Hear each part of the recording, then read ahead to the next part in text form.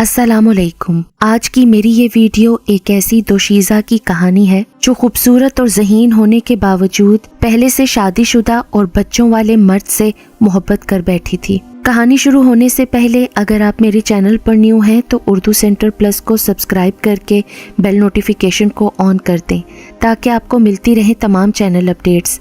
कहानी पसंद आने पर वीडियो को लाइक और शेयर ज़रूर कीजिए। राहीला मेरी गहरी दोस्त थी। हमने इकट्ठे स्कूल और कॉलेज में पढ़ा। वो बड़ी नाजुक और खूबसूरत थी। अच्छे घराने से थी। 4 बहन भाई थे। सभी बहुत मुहज़्ज़ब, बाइखलाक और मोहब्बत करने वाले। लेकिन राहीला उनमें अनमोल थी। हर किसी के दुख सुख में साथ निभाती थी। गरीबों की हमदर्द, किसी के साथ फ़र्क नहीं करती थी। किसी से नाराज़ भी होती तो थोड़ी देर के लिए, फिर उसे फ़ौरन माफ़ कर देती थी। हम फ़लसफ़े की तालिब इल्म थीं। वो बहुत ज़हीन तालिबा थी। फ़लसफ़े में अव्वल नंबर पर रहती थी। उसको अल्लाह ने सोचने समझने की ज़बरदस्त सलाहियत अता की थी। जो बात कोई घंटों में समझ पाता वो मिनटों में समझ लेती थी। इसी वजह से घर में मजाकन लोग उसको सियानी कहते थे। कुछ लोग अल्लाह ने ऐसे बनाए होते हैं जो हर पहलू से खुशनुमा होते हैं। सूरत, सीरत, किरदार, इखलाक, सूझबूझ, समझ, गर्ज क्या तारीफ करूं। जो उसे देखता उस पर मर मिटता था, पर कोई नहीं जानता था कि इंसान की तकदीर में क्या लिखा है। हम सोचते कुछ हैं, होता कुछ है। वही लड़की जिसके बारे में सब कहते थे कि बहुत ज़हीन है, बहुत समझदार है, बड़े अच्छे दिमाग की मालिक है और सही फैसला करने की खुदादाद सलाहियत रखती है। लेकिन जब उसने अपनी ज़िंदगी के बारे में सबसे अहम फैसला किया तो लोग हैरान और शशतर रह गए। मैं अक्सर राहीला से कहती कि तुम तो बहुत खुशकिस्मत हो कि लोग तुमसे प्यार करते हैं। तुम ठीक कहती हो, लोग मुझसे प्यार करते हैं, मगर मुझे अभी तक कोई अच्छा नहीं लगा जिसको मैं दिल से और शिद्दत से चाहूँ। वो अपनी दुनिया में मगन थी। मस्बत सोचों के साथ जियो और जीने दो की पॉलिसी पर अमल करते हुए हमेशा खुशबाश रहती थी। कोई क्या सोचता है उसके बारे में उसकी वो कभी परवाह ना करती थी। राहीला की अम्मी उससे बहुत मोहब्बत करती थीं। राहीला के कहने पर अच्छे से अच्छा आया रिश्ता ठुकरा देती। आला से आला खानदानों से उसके लिए रिश्ते आए। खानदान के पढ़े लिखे, आला मेयार और आला ओहदों पर फाइज लड़कों ने ख्वाहिश की कि वो राहीला से शादी करें, मगर वो बज़िद थी कि अभी किसी के बारे में सोचने की गुंजाइश नहीं थी। लड़कियां दौलत पर मरती हैं। बेशक आजकल के दौर में दौलत एक ज़रूरी शय है, लेकिन सिर्फ दौलत ही तो सब कुछ नहीं होती। उसे माँ बाप ने घर में इतनी आसाइश, मोहब्बत और सहूलतें दे रखी थी कि उसने कभी सोचा ही नहीं कि दौलत की क्या अहमियत है। बस यही कहती थी कि आज तक मुझे कोई अच्छा नहीं लगा, चाहे वो कितना ही दौलतमंद और खूबसूरत हो। जिस लड़की ने दुनिया की सहूलत माँ बाप के घर देखी हो, भला उसे क्या खबर कि बाहर की दुनिया कैसी है, कितने मकरो फरेब से भरी हुई है। वो ग्रेजुएशन कर चुकी थी और घर में बोर होने की वजह से अक्सर मेरे घर आ जाती थी। फिर अचानक वो हुआ जिसका कोई तसव्वुर नहीं कर सकता था। राहीला उन दिनों एक इदारे में अंग्रेजी बोलचाल सीखने जा रही थी कि वहाँ उसकी मुलाकात एक ऐसे शख्स से हो गई जो चर्ब जुबानी में अपना सानी नहीं रखता था। वो लड़की जो कहती थी कि कोई मेरे दिल को नहीं भाता, चाहे कितना खूबसूरत और दौलतमंद क्यों ना हो, उसने ऐसा फैसला कर लिया कि मैं तो हैरान रह गई। उसने अपनी उम्र से कई गुना बड़े शख्स के साथ शादी करने का फैसला कर लिया, जो कि पहले से शादीशुदा और कई बच्चों का बाप था। और बहुत बड़ी बात ये कि वो इंतहा दर्जे का बदसूरत था। दोनों में ज़मीन आसमान का फ़र्क था। कहाँ राहीला एक नरमो नाजुक फूलों जैसी शहजादी और कहाँ वो देव हैकल काला भूत सा आदमी। जिसने भी सुना दांतों तले उंगली दबा कर रह गया। सबने समझाया कि कुछ तो खुदा का खौफ करो राहीला, लोग क्या कहेंगे, उम्रों का इतना फर्क है, फिर ये कि वो शादीशुदा है, तुम्हें रिश्तों की क्या कमी है। मालूम नहीं राहीला को क्या हो गया था जिसकी खातिर लोग जान देने को तैयार थे, दुनिया की हर शय निसार करने को तैयार थे, मगर वो कहती थी कि असद में जो बात है वो किसी में नहीं और मैं सूरत की नहीं फरासत की शैदाई हूँ। मुझे उनसे प्यार हो गया है, मैं उन्हीं से शादी करूँगी चाहे कुछ भी हो जाए। माँ बाप समझा समझा कर हार गए। आखिर बेटी की खुशी की खातिर उसकी शादी कई गुना बड़े शख्स असद से कर दी। जाने उस मक्कार शख्स ने कैसे इस नाजुक सी लड़की को शीशे में उतारा, नहीं मालूम, ہم سمجھ رہے تھے کہ یہ راحیلہ کا جذباتی فیصلہ ہے، شاید اسد نے کسی جادوگر سے اس پر جادو کرایا ہے کہ اس کو کچھ دکھائی ہی نہیں دیتا۔ آخر کار شادی ہو گئی۔ واقعی میری دوست نے اس کو ٹوٹ کر چاہا، وہ تھی اور بس گھر کی چار دیواری تھی۔ میں حیران تھی کہ کیا یہ وہی راحیلہ ہے؟ کتنا خوش نصیب ہے نا یہ کالا بھوت سا انسان کہ اسے راحیلہ جیسی بیوی ملی، بیوی بھی وہ جو انتہا درجے کی خوبصورت، اچھے گھرانے اور اچھے کردار کی۔ جب بھی آتی گھر والوں سے ملتی تو مجھ سے بھی ملنے ضرور آتی۔ مجھے کہتی تھی کرن سب کچھ اچھا ہے، لیکن پھر دبی زبان سے کہتی مگر میرے سسرال کے لوگ کوئی خاص اچھے نہیں ہیں، کبھی کبھی شوہر بھی ان جیسا لگتا ہے، جتنی چاہوں ان لوگوں کی خدمت کروں مگر یہ بے حس لوگ ہیں۔ وہ اپنے شوہر کے پہلے بچوں کے ساتھ بھی اچھا سلوک کرتی تھی، مگر یہ عجیب و غریب قسم کے سوچ کے مالک لوگ تھے، راحیلہ سے حسد کرتے تھے۔ یہ جتنا بھی ان کا خیال رکھتی وہ مزید دور ہوتے جاتے۔ اس وجہ سے راحیلہ بہت پریشان رہنے لگی۔ اب پتہ چلا تھا اس کو کہ شادی شدہ مرد کبھی اپنا نہیں ہو سکتا، اس کی زندگی بٹی ہوئی ہوتی ہے۔ پہلی بیوی اور اس کے بچے اس کی زندگی میں ایک بہت بڑی حقیقت ہوتے ہیں، اور جو لڑکیاں جانتے بوجھتے کسی شادی شدہ مرد کا انتخاب کر لیتی ہیں ان کو پھر اس قسم کے حالات سے دو چار ہونا ہی پڑتا ہے۔ انہی دنوں وہ امید سے ہو گئی، سوتن کو بڑی بہن کہہ کر گھر میں آئی تھی، لہٰذا آپا کا درجہ تو دینا تھا۔ آپا سارا دن پلنگ پر بیٹھی رہتی تھیں اور یہ اس کی خدمت گزاری میں جٹی رہتی۔ یہ سوچ کر کہ ایک عورت کے حق پر ڈاکہ ڈالا ہے تو اب اس کی عزت اور خدمت کرنی ضروری ہے تاکہ وہ راضی رہے۔ ہر کام کی ایک حد ہوتی ہے اور جب بات حد سے بڑھ جائے پھر کچھ نہیں ہو سکتا۔ پھر یہی ہو سکتا ہے کہ دو برتنوں کا ٹکراؤ ہو اور شور ہنگامہ ساری دنیا سن لے۔ اس میں بھی عزت کا گھاٹا ہوتا ہے کہ گھر کی بات گھر میں رہنی چاہیے، منہ سے نکلی ہوا میں اڑی اور کوٹھوں چڑھی۔ راحیلہ جس خاندان سے تعلق رکھتی تھی وہاں شر، فساد، اونچا بولنا، نوک جھونک ایسی باتیں سخت ناپسند کی جاتی تھیں۔ ایسی باتوں کی وہ عادی بھی نہیں تھی۔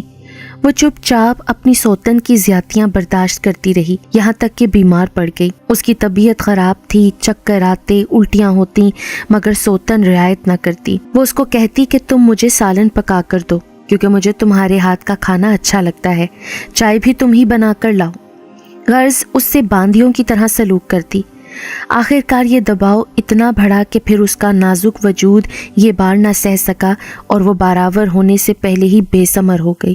مستقبل کی خوبصورت امید جو اس کے پہلو میں پرورش پا رہی تھی اس نے قبل از وقت دم توڑ دیا۔ راحیلہ کو اسپتال میں داخل ہونا پڑا جہاں وہ 15 دن رہی، اور جب گھر آئی تو کسی نے اس کے ساتھ ہمدردی کا ایک بول بھی نہ بولا کہ وہ اتنے دن بیمار رہی ہے اب کیسی ہے۔ اس کی تیمارداری کے بجائے ان لوگوں نے یہ کیا کہ پھر سے اس کو کام پر جوت دیا۔ راحیلہ اس سلوک پر بہت دل برداشتہ تھی۔ شوہر سے امید تھی کہ دلجوئی کرے گا، قبل از وقت کوکھ کے خالی ہو جانے کا دکھ اور اس کی آنکھوں سے بہتے ہوئے آنسوؤں کو پیار کے دو بول کہہ کر سمیٹ لے گا، دکھ کم ہو جائے گا۔ مگر شریک حیات بھی جب چکنی مٹی کا بنا ہو تو پھر کسی اور سے کیا شکایت۔ اب وہ میکے جا کر رہنا چاہتی تھی تاکہ چند دن آرام کر سکے۔ اسد نے اس کی بھی اجازت نہ دی، کہا کہ ہمارے یہاں بیوی جب ایک بار شوہر کے گھر رخصت ہو کر آ جاتی ہے تو مڑ کر میکے کی طرف نہیں دیکھتی۔ راحیلہ اپنا دکھ درد میرے سوا کسی سے نہ کہتی تھی، والدین کو اس لیے بھی نہ بتاتی تھی کہ انہوں نے تو پہلے ہی منع کیا تھا کہ بیوی بچوں والے شخص سے شادی مت کرو۔ ایک انہوں نے کیا، خاندان کے ہر فرد نے، رشتہ داروں نے، خود میں نے بھی اس کے آگے ہاتھ جوڑے تھے کہ بڑی غلطی کر رہی ہو، تم باز آ جاؤ۔ لیکن ہم لڑکیوں کی بس یہی ایک کمزوری ہے کہ عقل کے بجائے دل سے سوچتی ہیں اور اپنے بزرگوں کا کہا نہیں سنتی، بعد میں کس قیامت سے گزرنا پڑے گا اس کا ادراک نہیں رکھتی۔ میں نے ان دنوں بھی اسے یہی کہا کہ تم شوہر سے ہمدردی کی توقع مت رکھو یا پھر والدین کو اپنے حالات سے آگاہ کر دو، ورنہ تمہاری سوتن کبھی تم کو ماں کے مقدس رتبے سے سرفراز ہونا نہ دیکھ سکے گی۔ یہ ایسے ہی تم پر عرصہ حیات تنگ کر کے رکھے گی۔ شوہر خاموش تماشائی بنا ہوا ہے، وہ کب تمہاری طرفداری کرتا ہے؟ اس میں بیوی اور اپنے جوان سال بچوں سے مقابلے کی ہمت نہیں ہے۔ پہلی بیوی کا کنبہ کافی بڑا اور بارسوخ تھا۔ اسد اس وجہ سے بھی دبتے تھے، جبکہ ادھر راحیلہ کے والدین شرافت کی وجہ سے کبھی اس کے گھر کی طرف کا رخ بھی نہ کرتے تھے۔ کوئی بات کرنا تو کجا، وہ بیچارے تو بس عاجزی سے سر جھکائے رکھتے تھے تاکہ ان کی بیٹی کا گھر بسا رہے جو اس نے اپنی مرضی سے چنا تھا۔ جانے گھر بسنا کس کو کہتے ہیں اور یہ کیسے بستا ہے؟ میری سمجھ میں نہیں آتا کہ اس کے لغوی معنی کیا ہیں اور حقیقی معنی کیا ہیں۔ راحیلہ جس کو گھر کی آبادی کہتی تھی، میری نظر میں تو وہ راحیلہ کی بربادی تھی۔ بہرحال ان ساری باتوں کا تعلق انسان کے دل کی آبادی سے ہوتا ہے۔ میں سوچتی تھی ممکن ہے اسی طرح اس کا دل آباد ہو، کیونکہ دل کے معاملات سب سے جدا ہوتے ہیں۔ میں راحیلہ کے گھر گئی، وہ نکاہت سے زرد پڑی ہوئی تھی، پھر بھی سوتن کے کپڑے استری کر رہی تھی۔ میں نے اس سے کہا تم کمزوری سے ادموئی ہو رہی ہو، فی الحال یہ کام ان کو خود کرنے دو اور تم اپنے کمرے میں جا کر لیٹ جاؤ۔ جو شے تمہیں چاہیے نوکر کو آواز دے کر کمرے میں منگوا لو، تمہارا بھی تو یہاں برابر کا حق ہے۔ کہنے لگی نہیں کرن، اس طرح تو مسائل پیدا ہوں گے اور میں نہیں چاہتی کہ مسائل پیدا ہوں۔ جب اسد سے میری شادی ہوئی تھی میں نے ان سے وعدہ کیا تھا کہ میں ان کے گھر کے سکون کو تہس نہس کرنے کا باعث نہیں بنوں گی، بلکہ ہر فرد کو آرام اور سکون پہنچانے کی کوشش کروں گی۔ میں ان کو کبھی پریشان نہیں کروں گی تاکہ وہ سکون سے کام کر سکیں۔ راحیلہ کا فلسفہ عجیب و غریب تھا۔ اپنی ذات کے حقوق وہ بھلا چکی تھی، بس فرائض ادا کرنے میں لگی ہوئی تھی، یہ سوچے بغیر کہ میں جو اتنا ان کو سکون دینے کی کوشش کر رہی ہوں اس کے بدلے میں یہ لوگ مجھے کیا دے رہے ہیں۔ اس کی اس قسم کی سوچ بھی نہیں تھی، اس کی بس مثبت قسم کی سوچ تھی۔ کہتی تھی مجھے اللہ تعالیٰ اولاد بھی دے دے گا، بس مجھے اپنے شوہر کی بھرپور چاہت چاہیے۔ آہستہ آہستہ وقت کے ساتھ ساتھ شوہر بھی اوقات سے باہر آنے لگا، اپنے خاندان کی طرح اس کا بھی طور طریقہ ظاہر ہونے لگا۔ پہلے بدتمیزی سے بات نہیں کرتا تھا، گالی گلوچ نہیں کرتا تھا، پھر یہ بھی کرنے لگا۔ وہ بہت حیران ہوتی اور کہتی تھی کرن میں اتنی اچھی تو ہوں ان کے ساتھ، اور کتنا اچھا ان لوگوں کے ساتھ رہوں، لیکن یہ بہت عجیب لوگ ہیں، مجھے ہر وقت ذلیل کرتے ہیں۔ تب میں اس کو سمجھاتی کہ ایسی بات نہیں ہے، تم نے اسد سے شادی کی ہے اور ان کی دوسری بیوی بنی ہو، یہ تمہاری ایسی خطا ہے جس کو یہ لوگ کسی طور پر معاف کرنے پر تیار نہیں ہیں، چاہے تم ان کو تخت پر بٹھا کر ان کے پیر دھو دھو کر کیوں نہ پیو، یہ تمہیں دل سے قبول کرنے والے نہیں ہیں۔ ایسا خیال دل سے نکال دو اور اپنے شوہر کو جتلاؤ کہ وہ تمہارے آرام اور سکون کا بھرپور خیال کریں۔ راحیلہ بہت زیادہ سوچنے والی لڑکی تھی، ہر بات پر، ہر معمولی تکرار پر غور و فکر کرتی تھی، اور دل کی اتنی اچھی تھی کہ پھر قصور اپنا ہی نکال لیتی تھی۔ وہ بہت کم شوہر سے شکوہ کرتی تھی، پھر بھی اسد اس کو بات بات پر ذلیل کرنے لگا۔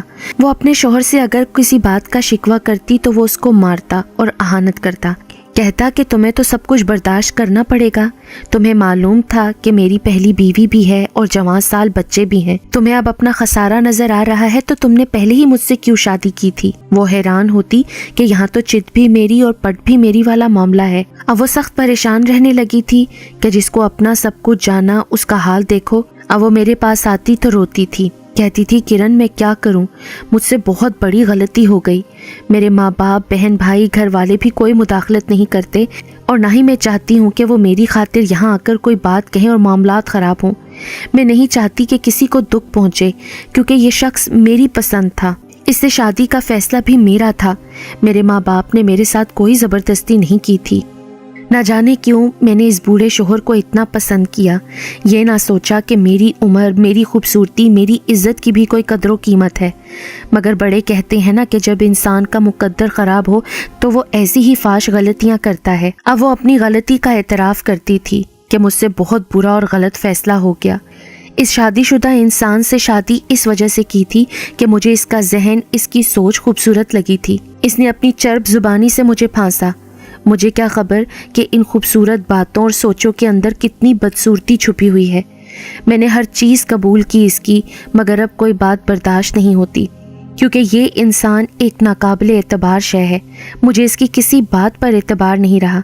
میں نے جو وعدے شادی سے پہلے اس کے ساتھ کیے تھے وہ نبھائے ہیں، مگر اس نے اپنا ایک بھی عہد نہ نبھایا۔ میں اپنی دوست کے لیے بہت پریشان تھی، اتنی قابل اور لائق لڑکی بالکل گم ہو گئی تھی۔ میں کہتی تھی راحیلہ ایسے کنبے کو اب چھوڑ دو جو تمہاری اچھائیوں اور صلاحیتوں کو کھا رہے ہیں۔ اسد تمہارے قابل نہیں، مگر وہ کہتی ایسا میں کبھی سوچ بھی نہیں سکتی۔ مانا کہ اپنی زندگی کے فیصلے سے بہت پریشان ہوں، مگر میں نے سب کچھ اللہ پر چھوڑ دیا ہے، آخر کب تک وہ یہ سب کچھ برداشت کرتی۔ راحیلہ پر جب عرصہ حیات تنگ ہونے لگا تو وہ اپنے شوہر سے دماغی طور پر دور ہوتی گئی اور وہ کمظرف یہ سمجھتا تھا کہ یہ مجبور اور بے بس عورت ہے۔ ماں باپ کے خلاف جا کر اس نے میرے ساتھ شادی کا فیصلہ کیا تھا، چنانچہ اسے میرا ساتھ ہر حالت میں نبھانا ہوگا۔ راحیلہ نے بہت کوشش کی تھی کہ یہ شخص میرا شوہر ہمیشہ میرا وفادار رہے، چاہت اور خلوص کے ساتھ انصاف کرتے ہوئے میرے ہمراہ زندگی گزارے، لیکن آخر کار وہی ہوا جو راحیلہ نے کبھی سوچا بھی نہ تھا۔ ایک روز اس نے مجھے کہا کہ کرن، اب میں اس انسان کے ساتھ نہیں رہ سکتی، مجھے اس سے نفرت ہو گئی ہے، اس نے میری چاہت، میری وفا، میری قربانی کو مٹی کر دیا ہے۔ پھر اس نے ایک بیگ میں چند کپڑے اٹھائے اور اپنی ایک دوست کے گھر چلی گئی جو وکیل تھی۔ اس نے اپنی وکیل دوست کی مدد سے اسد سے خلا کی درخواست دائر کر دی۔ پھر اس کی زندگی میں نیا موڑ آیا۔ اس کی دوست وکیل کا بھائی ایک بہت بڑا بزنس مین تھا، بہت خوبصورت اور وجیح آدمی، دنیا کے کئی بڑے ملکوں میں اس کا کاروبار پھیلا ہوا تھا۔ جب اس کو راحیلہ کے سارے حالات کا علم ہوا تو اس نے شادی کی پیشکش کر دی۔ اب اسد کو ہوش آیا کہ یہ کیا ہو گیا ہے۔ اس نے بھی عدالت سے رجوع کیا، لیکن اب دیر ہو چکی تھی۔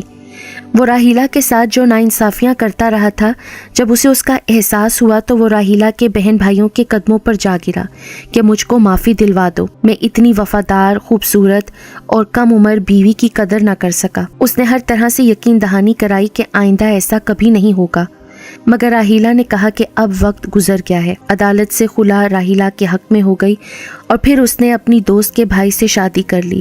وہ اس کو لے کر باہر چلا گیا۔ راحیلہ کو اس قدر محبت دی کہ وہ پچھلے سارے غم بھول گئی۔ اللہ نے اسے 2 خوبصورت جڑواں بیٹوں سے نوازا۔ آج وہ اپنی دنیا میں خوش اور مگن ہے، جبکہ اسد وہ اس کی یاد میں روتا اور سسکیاں بھرتا ہے۔ اس پر فالج کا حملہ ہوا اور وہ بستر پر پڑ گیا۔ پہلے بیوی بچے اس کو بے وفائی کی سزا دینے لگے، اس کو پوچھتے تک نہ تھے کہ کہاں پڑے ہو، کس حال میں ہو۔ وہ کہتا تھا کہ اگر راحیلہ ساتھ ہوتی تو وہ میری خدمت کرتی، کیونکہ وہ طبیعتاً ایک شریف لڑکی تھی۔ سچ ہے، دکھ میں کوئی کسی کا نہیں ہوتا۔ بد نصیب ہوتے ہیں وہ لوگ جو اچھے رشتوں کی قدر نہیں کرتے اور پھر ان کے چلے جانے کے بعد ہاتھ ملتے رہ جاتے ہیں۔